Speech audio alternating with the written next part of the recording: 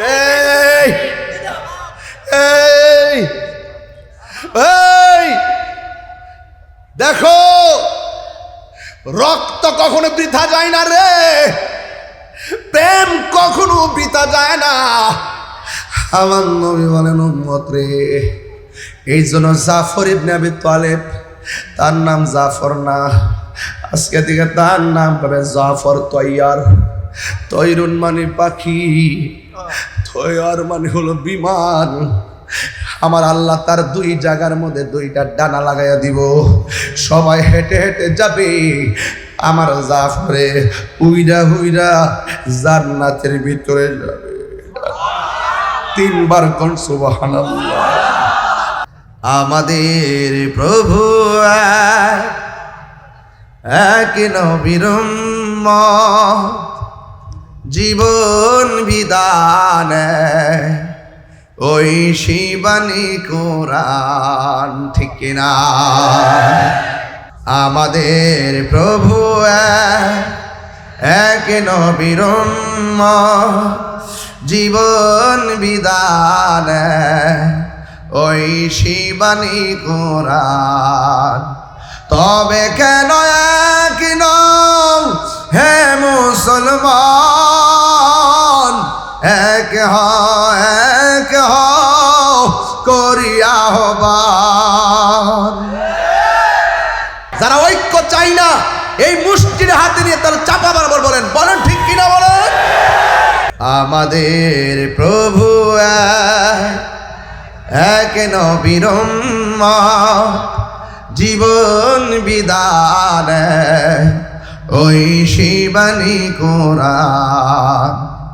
বাইতুল্লাহ এক, মদিনা শরীফ, উহুদ পাহাড়ে, বদরের মাঠে,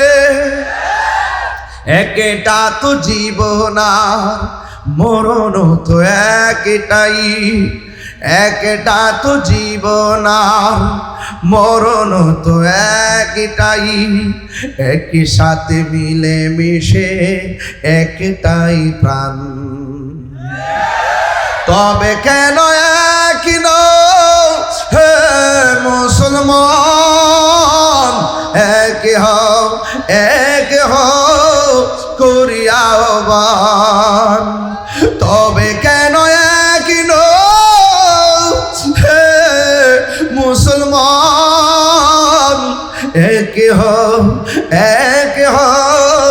করিয়া আহ্বান। আমাদের প্রভু এক নবীর উম্মত, জীবন বিধান ওই শিবানী কোরআন। তবে কেন এক নও হে মুসলমান, এক হও করিয়া আহ্বান। ঐক্যের দরকার আছে না নাই? এই যুবক আমি মানি না, হাত তুলতে যেমন একসাথে তুলতে হয়, আওয়াজও একসাথে করতে হয়। কল্যাণময় কাজের দিকে ঐক্যবদ্ধভাবে এগিয়ে যেতে হয়। আপনারা জবান খুলে বলেন, ঐক্যবদ্ধ হওয়ার দরকার আছে না না? এই জন্য ব্রাহ্মণ পাড়ার বাবা, ও যুবক বুড়ি চঙ্গের বাবা, যে যেখান থেকে এসেছেন সবাই দলবদ্ধভাবে থাকা লাগবে রে। আল্লাহ রাব্বুল আলামিন কোরআনের মধ্যে বলে দিয়েছেন, ওয়া'তাসিমু বিহাবলিল্লাহি জামিআন ওয়া লা তাফাররাকু। আল্লাহ রাব্বুল আলামিন বলেন, তোমরা আল্লাহর রশিকে শক্ত করে আঁকড়ে ধরো, ওয়ালা তাফাররাকু, তোমরা বিচ্ছিন্ন হয়ো না। এই জন্য আমি ব্রাহ্মণপাড়া সুন্নি জনতার কাছে আওয়াজটুকু জানতে চাই, আমরা সুন্নিরা কি এখন দুই না এক? আরো বড় করে, পীর মাশায়েখ কি দুই না এক? বৃহত্তর সুন্নি জোট কি দুই না এক? এবার সিদ্ধান্ত কি আলগা আলগা নাকি এক? যেদিকে যাব দুই দিকে যাব না, একদিকে যাব। এই জন্য সুন্নিরা একসঙ্গে থাকার দরকার আছে না নাই? কেন আপনি একসঙ্গে থাকবেন? হকের কাফেলায় কখনো বিচ্ছিন্ন হওয়া যায় না। হকের কাফেলা থেকে যারা বিচ্ছিন্ন হয়ে যায় এরা ইমানদার নয়, এরা হলো মুনাফিক। কথা বলেন ঠিক কিনা? এই মুনাফিক ব্রাহ্মণ পাড়াতে নাই, আরো জোরে আছে না নাই? আছে। কে ইমানদার কে বেঈমান কেউ জানে না, সবাই জবান করে বলুন জানে একজন, সবাই আওয়াজ করে বলুন জানে কে? এই কণ্ঠ দিয়েছে কে? ওই আল্লাহর জন্য তিনবার বলো আল্লাহ। দেখুন তো আল্লাহরে ডাক দিছেন, কত মধুর লাগতেছে, মনে হয় যেন আল্লাহর প্রেমে আমরা দিওয়ানা হয়ে গেছি। কথা কন না আল্লাহ। এই জন্য আল্লাহরে আল্লাহ বলে ডাক দিলে আল্লাহ বড় পছন্দ করে। ও আপুরে, এই জন্য আমি পায়ে দিরা বলে দিয়ে যাই, এই জীবনটা যতদিন আছে ততদিন গানটা গায়ে যাওয়া লাগবে। জিহ্বাটা আছে বলেই আল্লাহরে আল্লাহ বলে ডাক দে। আয়ুব নবী বলে আল্লাহ অল বডিটার মধ্যে পছন্দ রেখেছে, মনে হয় কোনো অংশ বাদ থাকবে না। সব অংশ যদি পচে যায় শুধুমাত্র আমার জিহ্বাটারে তুমি ভালো রাখো। এবার রহিমা ডাক দিয়ে কই স্বামী গো, আপনার অল বডিটা পচার কথা বললেন অসুবিধা নাই, কিন্তু জিহ্বাটা ভালো রাখার কথা কেন বললেন? আইয়ুব আলাইহিস সালাম বলে রহিমা, জিহ্বাটা যদি ভালো থাকে আমি আমার আল্লাহর জিকিরটা মন মতন করতে পারবো। এই জন্য আমার যুবক ভাইয়েরা আল্লাহর জিকির করতে হবে। আফদালুজ জিকরে লা ইলাহা ইল্লাল্লাহ, সর্বোত্তম জিকির হলো লা ইলাহা ইল্লাল্লাহ। আর ইমানের মূল হলো মুহাম্মাদুর রাসূলুল্লাহ সাল্লাল্লাহু তাআলা আলাইহি ওয়াসাল্লাম। যুবকবৃন্দ, আমি বোঝাতে চাচ্ছি ওই কথাটাই, আমার নবীর সাহাবীরা বিচ্ছিন্ন হয় নাই। বিচ্ছিন্ন হয়ে গেলে সাহাবিয়ত থাকে না। মা আনা আলাইহি ওয়া আসহাবি, আমি এবং আমার সাহাবায়ে কেরামের পথ যারা অনুসরণ করবে তারাই হলো সুন্নি। এই জন্য সাহাবায়ে কেরামের পথ অনুসরণ করা লাগবে। আমার ভাইয়েরা, সাহাবায়ে কেরামরা জীবন দিছে, রক্ত দিছে। এই রক্ত দেওয়ার জন্য ব্রাহ্মণ পাড়ায় কারা কারা প্রস্তুত? হাত তুলে দেখান তো ইনশাআল্লাহ। আমার ভাইয়েরা, কষ্ট নিবেন না, রাত্র কিন্তু কেবল শুরু হলো। এখন এমন সময় হয় নাই যে আমাকে খাইতেই হবে। যেমন আমিও তো রাতের খাবার খাই নাই, শুধু থানার মধ্যে সার নাস্তা করাইছেন। মারহাবা গো। আমার ভাইয়েরা, অনেক মানুষ না খেয়ে আপনারা মাহফিলে এসেছেন, কিন্তু খবরদার নিরিবিলি কথাগুলো শুনেন, কাজে লাগবে। আপনাকে আলাদা নাকি এক? আরো জোরে, আরো জোরে। এক থাকতে চাই কি চাই না? ডাক দিলে কি মাঠে পাওয়া যাবে? ও বন্ধু, সাহাবায়ে কেরাম এক ছিল বলে সাহাবী নবীর কাফেলা থেকে বের হয়ে গেলে হয়ে যায় মুনাফিক। কথা বলেন ঠিক কিনা? এই জন্য আমরা এক থাকতে হবে। এই জন্য আমার নবী, আমরা নবী বলেন আসহাবি কান নুজুম, আমার সাহাবায়ে কেরাম হলো আকাশের নক্ষত্র তুল্য। এই জন্য আমার বন্ধুগণ, সাহাবায়ে কেরাম হলো আকাশের নক্ষত্র তুল্য। নবীর একজন সাহাবী যার নাম হলো সিদ্দিক আকবর। জবানটা খুলে কোন নামটা কি? এই আওয়াজে মানি না, জোরে বলেন নামটা কি? সিদ্দিক আকবর বলে ইয়া রাসূলুল্লাহ, গোপনে গোপনে কত আল্লাহর জিকির করব, এবার অর্ডার দেন না সবার সামনে আমরা আল্লাহর গান গাওয়া শুরু করি। আমার নবী বলেন হ্যাঁ আবু বকর, এখনো সময় হয় না, সময় হলে তোমাকে বলবো। এরপরে প্রেমিকের মন মানে না, ডাক দিয়া বলে ও নবী, আমরা সংখ্যায় যদিও 40 জন, আপনি অনুমতি দেন, আমরা এখন আল্লাহর দাওয়াত সরাসরি দিয়ে দিব। এবার আল্লাহর হাবিব বলেন ঠিক আছে, আমি তোমাদেরকে নিয়ে বসবো। এবার নবীকে নিয়ে আবু বকর সিদ্দিক সহ 40 জন মানুষ বসলেন।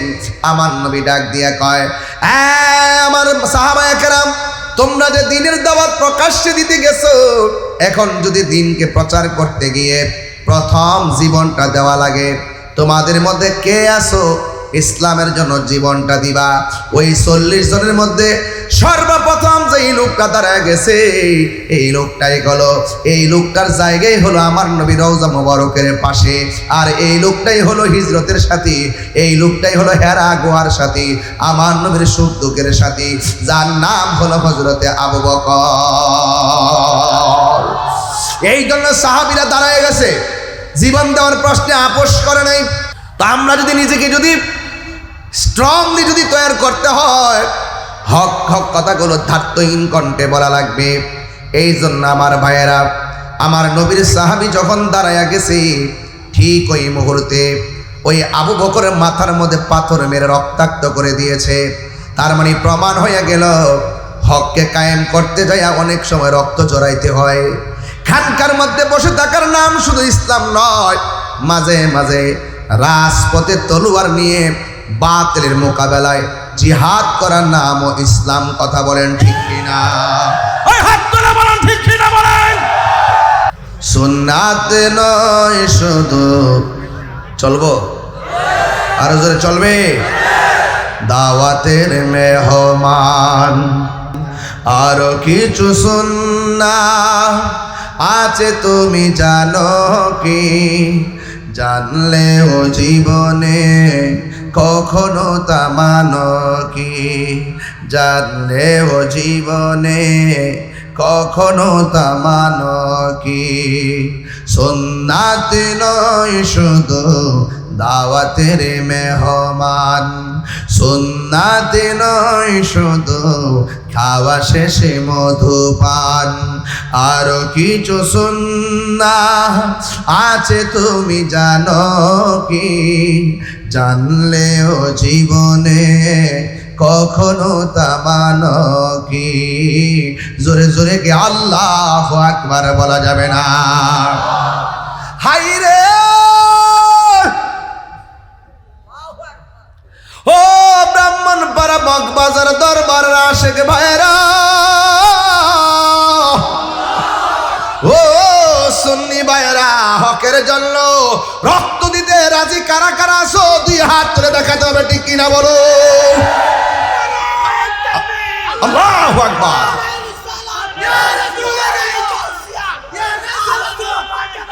বাবারা আমার, কেন বলছি হাত নামান, হাত নামান। আমি কি কখনো নরম কখনো গরম? 6 ঋতুর বাংলাদেশ। কয় ঋতু? এই জন্য বাংলাদেশের মন বোঝা বড় কঠিন। বাংলাদেশের মানুষের মন বোঝা বড় কঠিন। সকালে এক রং, বিকালে আরেক রং, অনেক কঠিন। এই জন্য যুবক ভাইরা, আপনারা যারা আছেন, আপনাদেরকে খুব ভালো করে আমি চিনি, আপনারা নবীর পাগল, ঠিক কিনা বলেন? আপনারা বলি আল্লাহর পাগল। হ্যাঁ, সাবধান। আমি বলেছিলাম সাহাবায়ে কেরাম দাঁড়িয়ে গেছে হকের জন্য, তা আমরা কি ঘুমায়ে থাকবো? নবী ডাক দিয়ে ও সাহাবীরা রে, শুনো শুনো, আমি তোমার হাতে তলোয়ার দিলাম, তোমাকে এখন যুদ্ধের ময়দানে যাওয়া লাগবে। আপনারা জবান খুলে বলেন, নবীর হুকুম কি কেউ অমান্য করতে পারে? সাহাবায়ে কেরামের হাতের মধ্যে ঠাস করে তলোয়ারটা নিয়ে নিলেন। এই মুহূর্তে যে মগবাজার দরবারে পীর সাহেব হুজুর বলে, ইসরায়েলের গুন্ডাদের বিরুদ্ধে ফিলিস্তিনের পক্ষে জিহাদ করতে হবে, রাজি আছি না নাই? আরো জোরে আছি না নাই? ঠিক কেমন ভাবে নবী যখন তলোয়ারটা হাতের মধ্যে দিয়েছে, দেওয়ার পরে সাহাবী হাতের মধ্যে তলোয়ারটা নিলেন। নেওয়ার পরে আমার নবী বলে, সাহাবী তুমি তলোয়ারটা নিছো, তোমার পরের একজন সেনাপতি আমি গ্রহণ বানাইয়া দিলাম। এরপরে তোমার হাতের মধ্যে তলোয়ারটা নাও নিলেন। এরপরে আরেকজনের হাতের মধ্যে দিলেন। আল্লাহর হাবিব সাল্লাল্লাহু তাআলা আলাইহি ওয়াসাল্লাম 3 জনকে যোদ্ধা বানাইয়া যুদ্ধের ময়দানে পাঠিয়ে দিয়েছেন। এর দ্বারা প্রমাণ হয় সবাই নেতা হবে না, কিন্তু আমরা যারা রয়েছি সবার আকাবের আছে, তাদের পদাঙ্ক অনুসরণ করা লাগবে। এই জন্য আমার ভাইয়েরা, এই 3 জন পতাকা লইয়া যুদ্ধের ময়দানে চলে গেছে। আল্লাহর হাবিব হুকুম দিয়েছে, তারা যুদ্ধের ময়দানে চলে গেছে। এখন আপনারা বলুন, আমার নবীও যদিও দূরে আছে, দূর থেকে আমার নবী জিহাদের ময়দান দেখার ক্ষমতা আছে না নাই? সব বাদ দিয়ে দিলাম, দৌড়ে চলে গেলে শেষ, রুখে দাঁড়িয়ে গেলেই বাংলাদেশ। এই দেশ নিয়ে ষড়যন্ত্র আমরা কেউ মেনে নেব না। কথা বলেন ঠিক কিনা? এই দেশের ইঞ্চি ইঞ্চি মাটির প্রতি দরদ আমাদের আছে না নাই? আছে। সজলা সফলা শস্য শ্যামলা এই বাংলাদেশ, এই বাংলাদেশকে ভালোবাসবেন, কারণ এই দেশের ভিতরে আল্লাহর ওলিগণ ইসলাম এনেছেন। এই জন্য আমাদের বাংলাদেশের মাটিটা অনেক উর্বর। কথা বলেন ঠিক কিনা? বাংলাদেশের মানুষগুলো ধর্মপরায়ণ, কিন্তু অনেক মানুষ সেটা পছন্দ করে না। যাই হোক, কে পছন্দ করলো না করলো সেটা দেখার বিষয় নয়, দিন শেষে হকের বিজয় হয়। কথা বলেন ঠিক না বেটে? আল্লাহর হাবিব তিনজনকে পতাকা দিয়ে দিলেন। এই আমাদের দেখান, তিনজনকে যখন দিয়ে দিলেন, কিন্তু আপনাদের কাছে আমার একটা প্রশ্ন আছে, আপনারা জবান খুলে কোন আমার নবী গায়েব জানে কি জানে না? একবার টুট লড়ছে না? জানে কি জানে না? নিজে নিজে জানে না? জানাইছে কে? আল্লাহ জানাইলে তো আমার নবী জানে। আল্লাহ প্রদত্ত ক্ষমতা বলে তো নবী গায়েবের খবর দেনেওয়ালা, আর নবী শব্দের অর্থই হলো গায়েবের খবর দেনেওয়ালা। তোমার আমার স্বপ্ন শরীয়তের দলিল না, আর আমার নবী যখন স্বপ্ন দেখে এটা শুধু দলিল না, বরং আল্লাহর পক্ষ থেকে ওয়াহি। জোরে কোন সুবহানাল্লাহ। নবী গায়েব জানে কিনা? জানাইছে কে? অনেক সময় মানুষ এগুলো বুঝে না, তর্ক করে, বিতর্ক করে। এই বিতর্কের দিন শেষ। এখানে আমার ব্রাহ্মণ পাড়ার পরিষ্কার কথা হলো, হয়তো আমাকে বুঝে আপনার দলে নেন, আর না হয় আপনি বুঝে আমার দলে আসেন। এই উদারতা তৈরি করেন। একজন অন্যায় করলে আরেকজনের বাড়ি গিয়ে পুরাই ফেলবেন, এটার নাম ইসলাম নয়। কথা বলেন ঠিক না? এটার নাম কি ইসলাম? এরপরে সাহাবায়ে কেরাম যুদ্ধের ময়দানে চলে গেল। আমার নবী বলছে, সাহাবী তোমার হাতের মধ্যে তলোয়ারটা নাও। তলোয়ারটা যখন নিলেন, যার হাতে তলোয়ারটা দিলেন, যুদ্ধের ময়দানে গিয়ে সেই সাহাবীটাই প্রথম শহীদ হয়ে গেছে। দেখছেন না আমার নবীর সিরিয়াল 1 2 3, তার নাম হলো আব্দুল্লাহ ইবনে রাওয়াহা। সুবহানাল্লাহ কোন গেলে গা?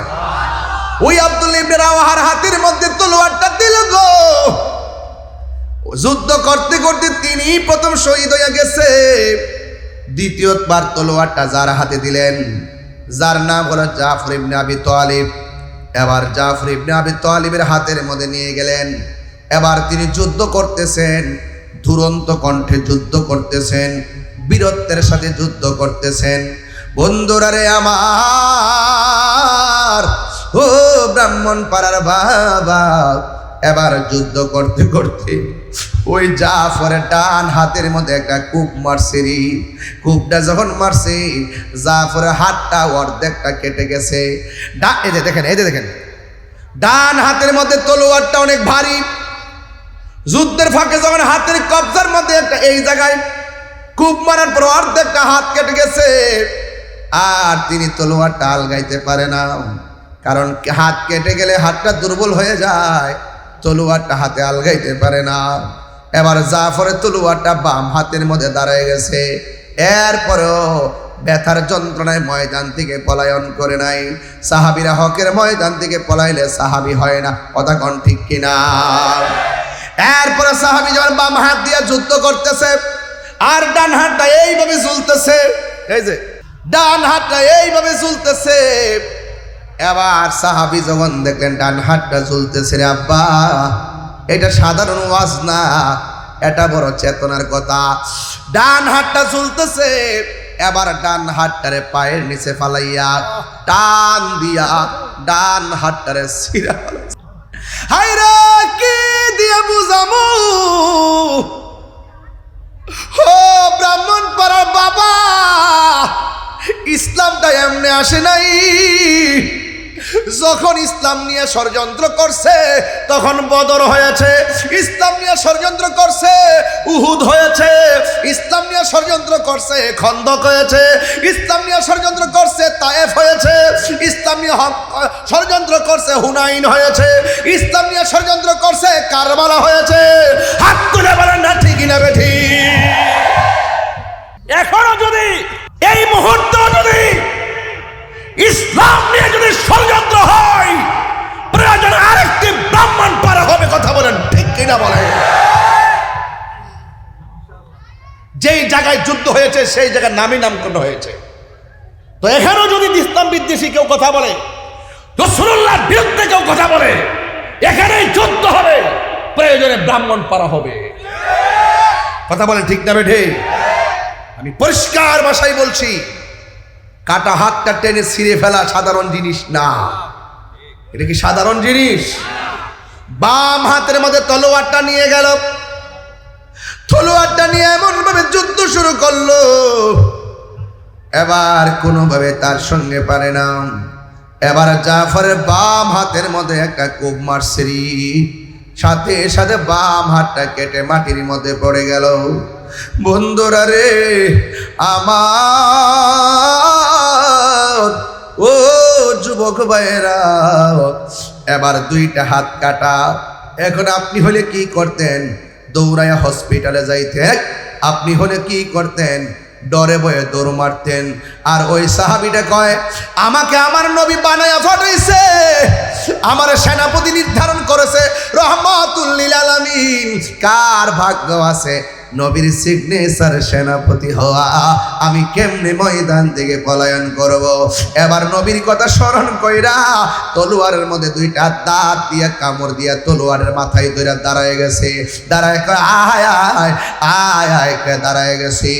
একটা বিয়াদব আইসা গায়ের মধ্যে এমন জোরে আঘাত করলো, সাথে সাথে মাটির মধ্যে নেতিয়ে পড়লো। আর হঠাৎ করে জাফর ইবনে আবি তালিব দুনিয়া থেকে বিদায় হয়ে গেল। আমার নবী বলে, উম্মত তোমরা জানো নি আমার জাফরের মর্যাদা আল্লাহ কত বাড়াইব? সাহাবীরা কই, নবী গো কত বাড়াইব গো নবী? আমার নবী জানার ক্ষমতা আছে না নাই? আমার নবী বলে, রে সাহাবীরা কেমন বাড়াইব জানো নি? যেই দিন হাসরের ময়দান কায়েম হবে, যেই দিন হাসরের ময়দান কায়েম হবে রে, ওই দিন সকল মানুষ বুরাকের উপরে উঠবে। উটের নাম হলো কাসুয়া, উটের নাম হলো কাসুয়া। আমার কাসুয়ার গলার মধ্যে একটা রশি আল্লাহ লাগাইব, এই রশিটা আমার বেলালের হাতে থাকবো, আর আমার উম্মতরা আমার পিছে থাকবো। আমার উম্মতের পিছনে অন্যান্য নবী এবং তার উম্মতরা থাকবো। আর একটা মাত্র মানুষ ওই উম্মতের মাথার উপরে তার দুই পাশে দুইটা পাখির ডানা লাগাইবো। লাগাইয়া লাগাইয়া সবাই যাব বুরাক দিয়ে হাইটা হাইটা। আর আমার জাফর যুদ্ধের ময়দানে তার যে দুইটা হাত কাইটা ফেলাইছে, আমার আল্লাহ তার প্রতি এত রাজি খুশি হইয়া গেছে, আমার আল্লাহ তার দুই পাশে দুইটা জান্নাতের ডানা লাগাইয়া দিব। ওই ডানা দিয়া উইরা উইরা আমার জাফর জান্নাতে চলে যাবে। এই এই এই দেখো, রক্ত কখনো বৃথা যায় না রে, প্রেম কখনো বৃথা যায় না। আমার নবী বলেন, উম্মত রে, এই জন্য জাফর ইবনে আবি তালেব, তার নাম জাফর না, আজকে থেকে তার নাম হবে জাফর তৈয়ার। তৈরুন মানে পাখি, তৈয়ার মানে হলো বিমান। আমার আল্লাহ তার দুই জায়গার মধ্যে দুইটা ডানা লাগাইয়া দিব, সবাই হেঁটে হেঁটে যাবে। আমার জাফরে উইরা উইরা জান্নাতের ভিতরে যাবে। তিনবার কোন সুবহানাল্লাহ।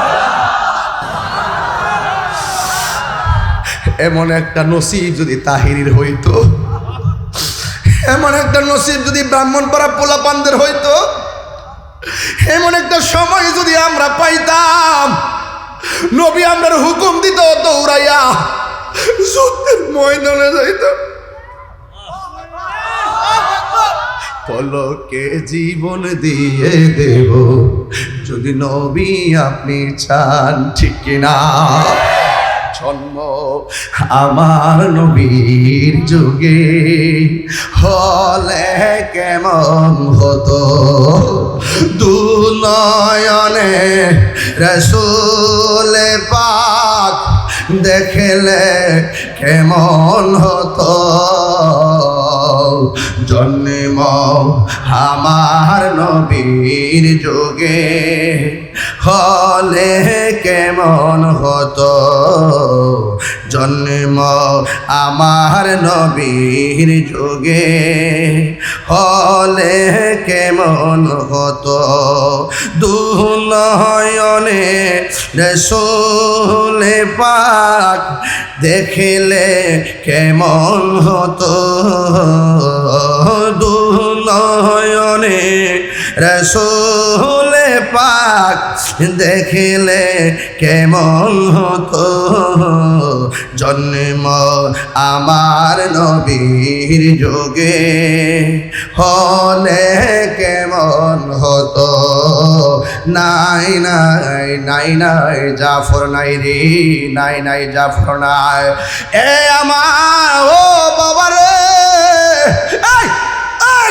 আল্লাহু আকবার কর না কেন নবীর সিরিয়াল ঠিক আছে না নাই প্রথম বলছে আব্দুল্লাহ ইবনে রাওয়াহা তোমার হাতে তলোয়ার নাও যার হাতে প্রথম দিছে সে শহীদ হয়ে গেছে দ্বিতীয়টা যার হাতে ইশারা করছে সেও শহীদ হয়ে গেছে এবার তৃতীয় জন যিনি তাকে কি বলা হয় জানেননি তাকে বলা হয় সাইফুন মিন সুয়ুফিল্লাহ যার নামই হয় আল্লাহর তরবারি সমূহের মধ্যে একটা তরবারি যার নাম হলো হযরতে খালিদ ইবনে ওয়ালিদ জোরে জোরে কি সুবহানাল্লাহ বলা যাবে না সাইফুন মিন সুয়ুফিল্লাহ যাকে আল্লাহর তরবারি সমূহের মধ্যে তরবারি বলা হয় ওয়ে আশেক আজকে আমরা ওয়াদা করব ওয়াদা সবচেয়ে বড় জিহাদ হলো নিজের সঙ্গে জিহাদ করা এবার ওই মুহূর্তে আমার নবীর প্রিয় সাহাবী হযরতে খালিদ ইবনে ওয়ালিদ তখন হাতের মধ্যে তলোয়ারটা নিলেন এমন ভাবে যুদ্ধ শুরু করলেন ডানে কাফের আসলে কচুরি পানার মতন কোবাই আল্লাহু আকবার বামে কাফের আসলে কচুরি পানার মতো কোবাই সামনে আসলে কচুরি পানার মতো কোবাই পিছন দিয়ে আসলে ঘুরাই আবার কচুরি পানার মতো কোবাই এখন আপনারা জবান খুলে কোন খালিদ ইবনে ওয়ালিদের গায়ের মধ্যে কি গায়ের জোর না বেলায়েতের জোর আর জোরে করেন না কিসের জোর এই বেলায়েতের জোর নিয়ে এমন ভাবে যুদ্ধ শুরু করলো ডানেও পারে না বামেও পারে না যুদ্ধ এমন একটা কঠিন ভাবে সামনে বাড়ছে হঠাৎ করে খালিদ বিন ওয়ালিদ প্রায় 90% যুদ্ধের বিজয়ের মালা আমাদের হাতে চলে এসেছে সাহাবায়ে কেরাম বলে আমরা এখন জিতে যাব 90% ওই মুহূর্তে খালিদ ইবনে ওয়ালিদ পিছন দিক দিয়ে আবার দৌড় দিলেন অন্যান্য সাহাবীরা ডাক দিয়ে কয় খালিদ ইবনে ওয়ালিদ আপনি আমাদের সেনাপতি পিছাইয়া গেলে কেমনে জিতবো আমরা তো যুদ্ধ প্রায় জিতার দ্বার প্রান্তে কিন্তু আপনি কেন পিছাইয়া গেলেন খালিদ ইবনে ওয়ালিদ ডাক দিয়ে কয় আমি পিছাইয়া গেছি কারণ আমার মাথার মধ্যে হেলমেটটা ছিল এই হেলমেটটা কোথায় যেন পড়ে গেছে আমার হেলমেটটা দরকার ওই হেলমেট করতে করতে তো যুদ্ধের মালা ওরা ছিনাইয়া নিয়ে যাবে কয় কিছু করার নাই আমার হেলমেটটা লাগবো কয় আমাদের হেলমেটটা নিয়ে যুদ্ধ করেন কয় না না আমার নিজের হেলমেটটাই লাগবে ওই মুহূর্তে এবার ধুলায় দূষিত ময়দান ঘোড়ার দৌড়ের কারণে ধুলায় দূষিত একটি ময়দান একেবারে হেলমেটটা মিশে গেছে ধুলাবালিতে হঠাৎ করে হেলমেটটা খুঁজে পাইলো হেলমেটটা খুঁজে পাইয়া মাথার মধ্যে হেলমেটটা লাগাইলো লাগানোর পরে আবার সোজা দাঁড়াইয়া গেছে এবার এমনভাবে যুদ্ধ শুরু করলো কোনোভাবে তার সঙ্গে পারে না এবার ওই মুহূর্তে যুদ্ধ করতে করতে করতে করতে আল্লাহ রাব্বুল আলামিন খালিদ ইবনে ওয়ালিদের নেতৃত্বে আমার আল্লাহ যুদ্ধের ময়দানের বিজয়ের পতাকা দান করে দিলেন চিৎকার মেরে কন্যা আল্লাহু আকবার।